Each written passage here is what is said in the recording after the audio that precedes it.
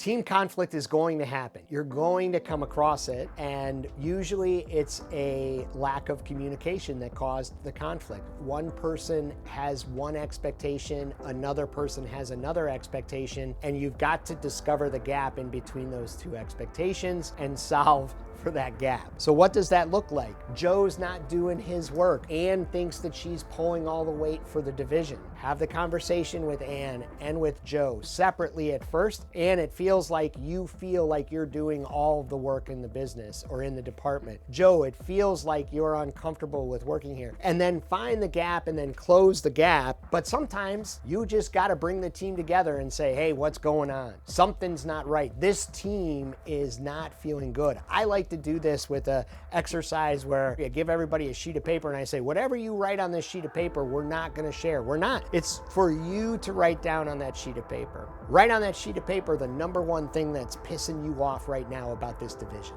And nobody writes, and they're all like, well, nothing. We're all happy and everything's just cheery. Everything's fine. But eventually the pens start moving. You say, okay, everyone, whatever you wrote on that sheet of paper is way more important than anything else we could talk about in this meeting. Normally, what we would do with that sheet of paper, what we're doing every single day is crumpling it up and throwing it in the trash and ignoring it and letting it fester in each of us. But what if we brought it out and discussed it?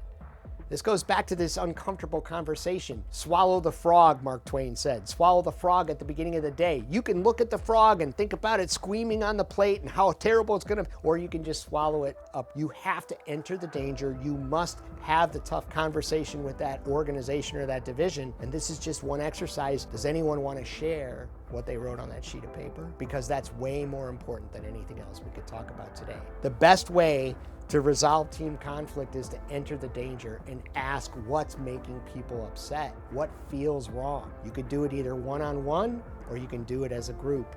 Good luck.